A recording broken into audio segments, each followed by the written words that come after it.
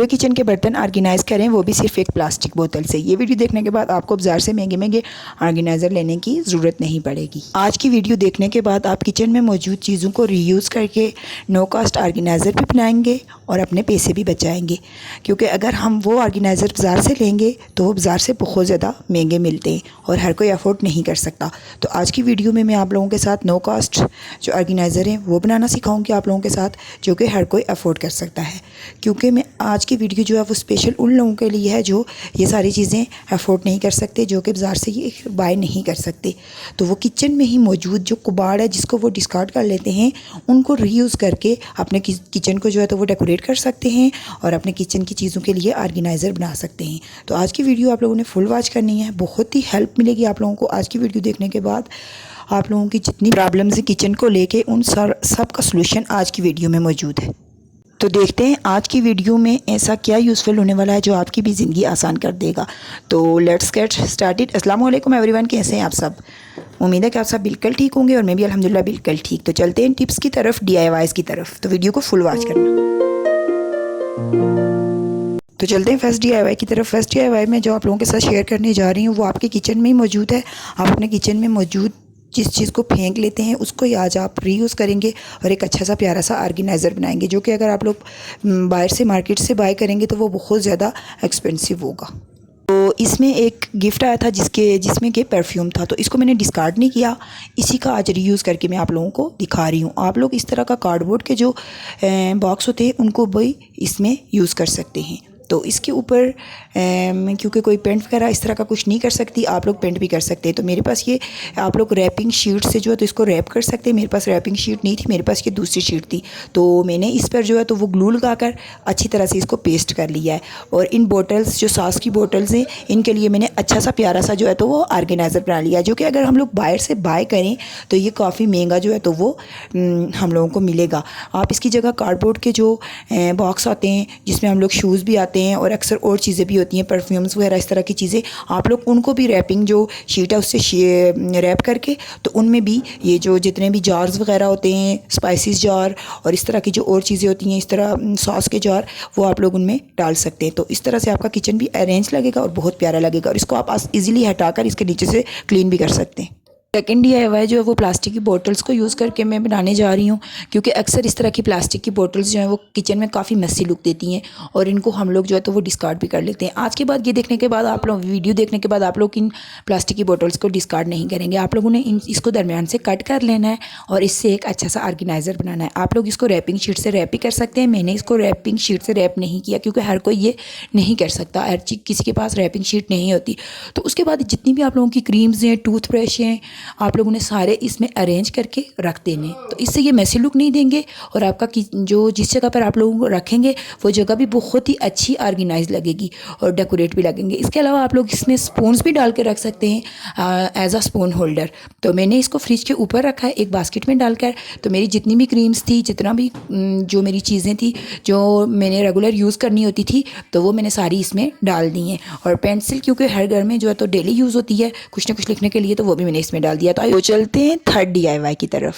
इस तरह से अगर हम लोग स्पून्स जो हैं वो स्पून होल्डर में डालते हैं तो इसमें डालने से जो है तो वो इसके जो रॉड्स वगैरह लगे हुए हैं वहाँ से स्पून सारे निकल जाते हैं और जो कि बहुत ज़्यादा मेसी लुक देते हैं।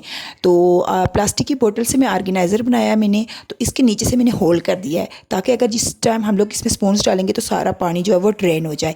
तो इस जो स्पून होल्डर है इसके बीच में मैं इस बोतल को डाल दूँगी जो कि मैंने कट की है। आप लोगों ने इसी साइज़ की जो है तो वो बोतल लेनी है। तो इसको कट करने के बाद सारे स्पून्स में इसमें डाल दूंगी। तो जिस तरह के पहले आप लोगों ने देखा था कि स्पून जो इसके रॉड से सारे निकले जा रहे थे और वो बहुत ज़्यादा मैसी लुक दे रहे थे, तो अब ये इसमें डालने के बाद ये बहुत ज़्यादा ऑर्गेनाइज और बहुत ज़्यादा इनकी लुक जो है तो वो बहुत अच्छी आएगी। तो आप लोग भी इस तरह के ऑर्गेनाइज़र अपने किचन में मौजूद चीज़ों से बनाकर अपने किचन को अच्छी लुक दे सकते हैं। तो सारी चीज़ें उसके बाद मैंने स्पून्स, स्ट्रेनर, पिलर सारी चीज़ें मैंने इसमें डाल दी हैं। तो अब ये काफ़ी ज़्यादा अच्छे लग रहे हैं और इसकी लुक भी बहुत ज़्यादा अच्छी आ रही है। और इसको देखने के बाद जो है तो वो हमारे किचन में एक अलग सी लुक आ गई है, क्योंकि हम लोग इसको ईज़िली इससे निकाल कर जो है तो वो वॉश भी कर सकते हैं। तो क्योंकि अगर स्पून्स उसी तरह पड़े होते, इनके जितने भी रॉड्स हैं वहाँ से बाहर निकले होते, तो वो बहुत ज़्यादा मैसी लुक देते और आपका किचन भी अनऑर्गेनाइज लगता। तो आई होप कि आप लोगों को मेरा ये DIY भी अच्छा लगा। अगर अच्छा लगा तो लाइक कर देना। तो फोर्थ टिप जो है तो वो ये है कि आप लोगों ने बर्तनों वाली जो बास्केट है वो कभी भी इसी तरह काउंटर पर नहीं रखनी, क्योंकि आप लोग बर्तन वॉश करके जब उसमें डालेंगे तो सारा पानी जो है तो वो नीचे काउंटर पर फैल जाएगा और वो गीला गीला, और आपके किचन में कॉकरोचेस और इस तरह की चीज़ें आने का जो है तो वो खतरा होगा। आप लोगों ने हमेशा जो पुरानी ट्रे होगी जिसको आप लोग यूज़ नहीं कर रहे, जिस तरह की मेरी ट्रे आप लोग देख सकते हैं कि साइड से टूट चुकी है, तो मैंने इसको फेंका नहीं है क्योंकि मैंने इसको यूज़ करना था, रीयूज़ करना था। ये कॉर्नर से आप लोग देख सकते हैं कि ये टूटी हुई है, तो मैंने इसको रीयूज़ किया है और इसको मैंने जो बर्तनों वाली बास्केट है उसके नीचे रख दिया है।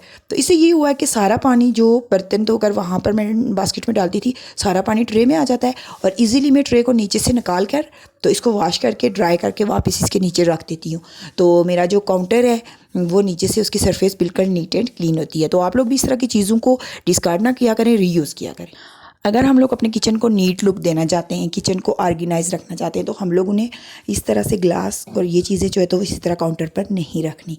हम लोगों ने इस तरह का ग्लास होल्डर ले लेना है। आजकल तो बहुत अच्छे अच्छे ग्लास होल्डर मिल रहे हैं, लेकिन मैंने अपनी रेंज में रहकर जो मैं ले सकती थी मैंने वो लिया है। तो इस तरह से हम लोग इस पर, इसके जो ऊपर वाला पार्ट है इस पर हम लोग अपने सारे ग्लासेस हैंग कर सकते हैं और नीचे वाला जो है इसको भी हम लोग जो है तो वो यूटिलाइज़ करेंगे। इस पर हमारी जितने भी खाने के स्पैचुला वगैरह हैं वो सारी चीज़ें हम लोग, और जो ब्रश जिनको हम लोग स्ट्रेनर ब्रश जो चीज़ें हम लोग डेली यूज़ में जो लाते हैं तो इनको इस तरह से हम लोग यहाँ पर हैंग कर देंगे। तो आप लोग देख सकते हैं कि नीचे वो कितना अनऑर्गेनाइज काउंटर लग रहा था, कितना बुरा और मैसी लुक दे रहा था, लेकिन यहाँ पर हम लोगों ने अच्छी तरह से ऑर्गेनाइज़ करके रख दी हैं और इनकी लुक काफ़ी नीट आ रही है। और यहाँ पर सिर्फ मैंने जो होल्डर स्पून जो है तो वो रखे हैं स्पून होल्डर में। तो इस तरह की जो है छोटी छोटी चीज़ें जो जिनकी इतनी प्राइस नहीं होती वो लेके हम भी अपने किचन को आप लोग भी नीट एंड क्लीन रख सकते हैं। प्लास्टिक की बोटल्स जो हैं वो हर घर में यूज़ होती हैं। हमारे घर में भी प्लास्टिक की बोटल्स जो है तो वो पानी को फ्रिज में रखने के लिए और भी काफ़ी यूजेस के लिए तो जो हम लोग यूज़ करते हैं, लेकिन जिस टाइम हम लोगों ने यूज़ करना होता है तो इनके ढक्कन ढूंढना हमारे लिए बहुत मुश्किल होता है, आप लोगों के लिए भी मुश्किल होता होगा। तो इसके लिए ये मेरे पास एक कंटेनर पड़ा हुआ था, तो इसको मैंने डिस्कार्ड नहीं किया। अक्सर लोग इसको डिस्कार्ड कर लेते हैं, मैंने इसको रीयूज़ किया है। तो जितनी भी बोटल्स के ढक्कन वगैरह हैं उनको मैंने इसमें डाल दिया है। सब ढक्कन्स को मैंने इसमें अच्छी तरह से ऑर्गेनाइज़ करके डाल दिया है ताकि ये अच्छे भी लगें।